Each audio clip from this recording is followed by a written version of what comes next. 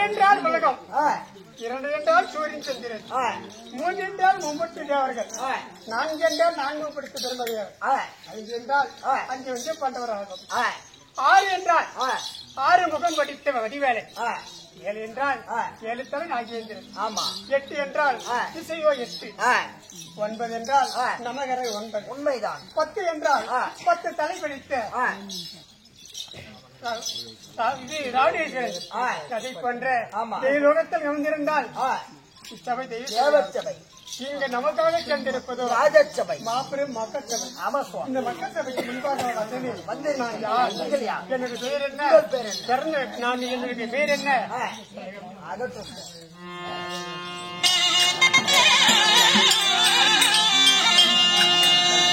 அந்த உச்சிர பிரதமாலும் உச்சிர மகமூனி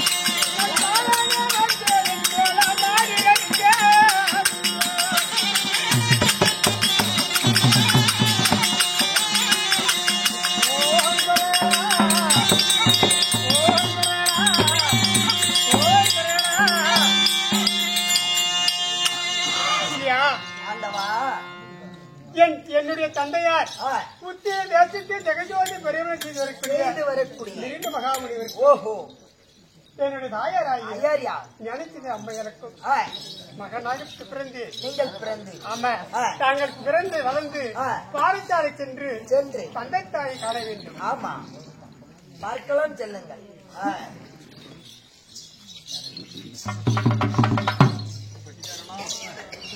முடிய ஓட்டு போகாத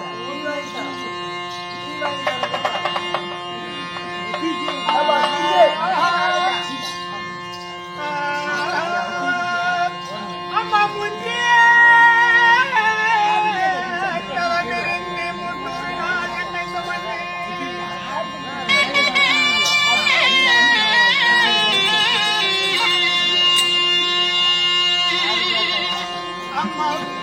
அம்மா முந்தியே தவறிருந்து 300 நாள் என்னை சுமந்து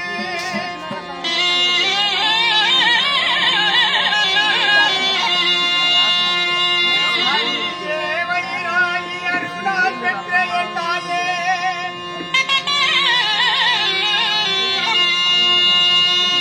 அம்மா வந்தனவம்மா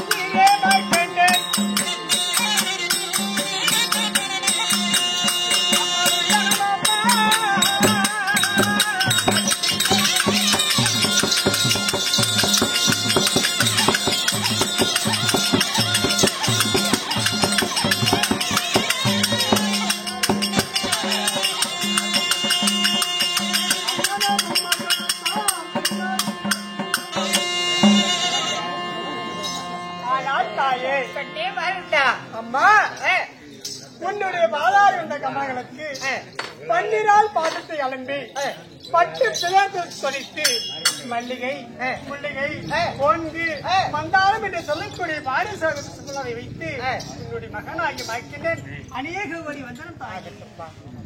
இந்த தாயோட பாதத்தை பணிந்ததால் இந்த பரந்த உலகில் கல்லானது கரையும் வரை உள்ளானது அலையும் வரை எத்தெட்டு சுகத்தோடு வாழ்ந்திருப்பாய் எனது அருமை அடுத்தும் தாயே தாயை சிறந்த கோவில் என்று கொண்டதான் தந்தை சொல்லிக்கு மிக்க மந்திரமில்லை. என் தாய் சொல்லக்கூடிய வார்த்தை எப்படி வார்த்தையா எப்படி சுகத்தோடு வாழ்ந்திருப்பாய் அம்மா. அது மட்டுமா அம்மா வாடி இருப்பான் என்னமா முகம் அம்மா வாடி இருப்பான் என்னமா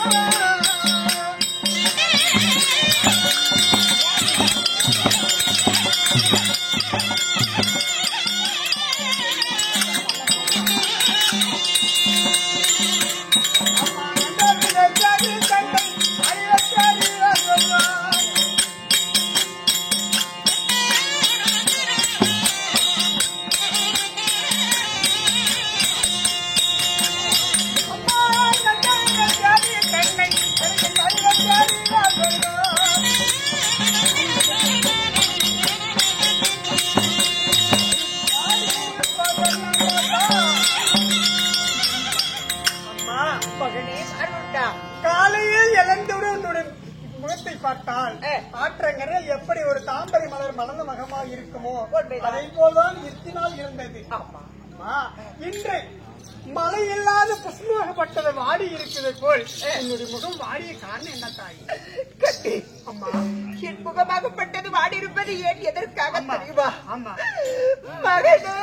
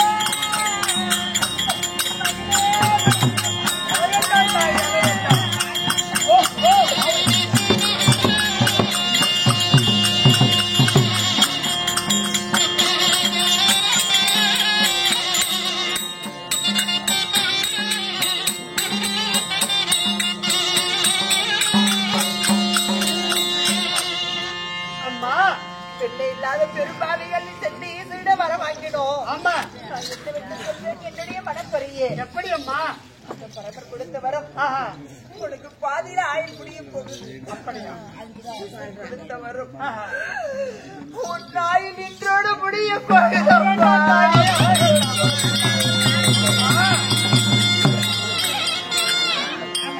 அம்மா யாரு விட்டதம்மா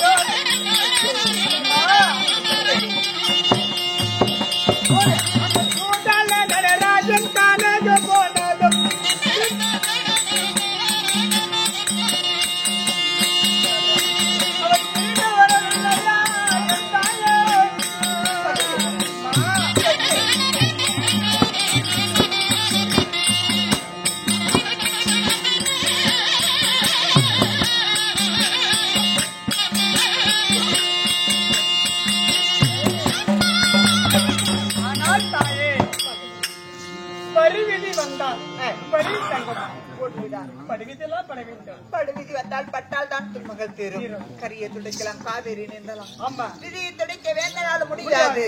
அம்மா, புரியுதா? சீதை பிறந்ததும் லங்கை அழிந்து விட்டது. உண்மைதான். சொல்லாலே அரிச்சந்திரன் ஒரு சொல்லுக்காக மயானம் செல்லவில்லையா? மறுபடி திரும்பி வந்து அயோத்தி ஆளவில்லையா? ஆண்டாரு. தாயே, அதை போல் நீ அஞ்ச வேண்டாம் தாயே.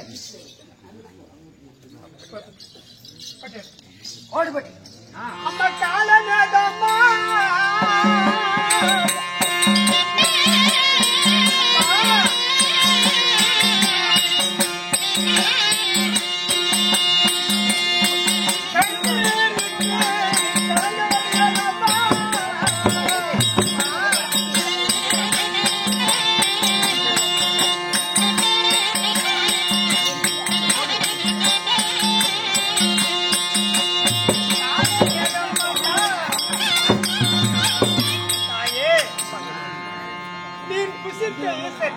அதாவது உங்களுக்கு ஈரெட்டு தந்த ஈசன் அவர் எங்காவது சென்று விட்டாரா? இருக்கிறார் ஈசன். ஈரெட்டு தந்த ஈசன் இருக்கிறார் தானே? இருக்காரு. 16 தந்த பரம்பரை எங்காவது சென்று விட்டாரா? எங்கேயும் செல்லவில்லை. இருக்கிறார். ஆமாயே, நீ வாங்கியது எத்தனை? 16. உனக்கு 16. ஆமா. நீ புசித்த ஈசனை நான் சென்று பூஜை செய்து நான் வர வாங்கி. அதாவது நான் சென்று உனக்கு 16 ஆயில் பெற்று வந்ததை போல் நீயும் சென்று மறுபடியும் ஆயில் பெற்று வருகிறாயா? நிச்சயமாக மகனே. அப்படி என்றால் பரமனை தேடி நீ செல்கிறாயா? காலன் வருவதற்கு முன்பதாக பரமனை தேடி கொள்கிறாய். அப்படி பரமனை தேடி சென்றால் பரமன் வந்து வர கொடுப்பார் என்று நிச்சயம் நம்புகிறேன். அன்றைய உங்களுக்கு முன்பாக வந்து நின்ற ஈசன் என்னுடைய எனக்கு முன்பாக நிற்பார். அம்மா, மிக்க பெருமைப்படுகிறேன். என் மகன் இவள் திறமையாக இருக்கும் பொழுது நான் ஏன் கோழையாக இருந்தாலும் கோழையாகவே கூடாது. அப்படி என்றால் இப்பொழுதே சென்று காலம் வருவதற்குள்ளே ஈசனிடம் சென்று அவரிடத்தில் வரத்தை பெற்றுவா. அம்மா, என்னை அழுந்த முகத்துடன் அனுப்பி வைத்தால் சிரித்து முகமாக சந்தோஷமாக அனுப்பி வைத்தால் வெற்றியுடன் திரும்புகிறேன் தாய். ஆகட்டுப்பா. அந்த அழகுகளை கலைத்து விட்டு சிரித்த முகத்துடனே உடனே சந்தோஷமாக சிவனை தேடி சென்று வா அப்படி என்று வாழ்த்தி வர முடியும். சென்று பதனமாக வென்று அந்த சிவன் எடுத்து அதாவது இன்று 16 என்று ஆயுள் பெற்று சுகத்தோடு வருவாய் என் மகனே. உனக்காக வருவீர் என்று இந்த தாய் அன்புடன் காத்திருப்பேன். உனக்காக.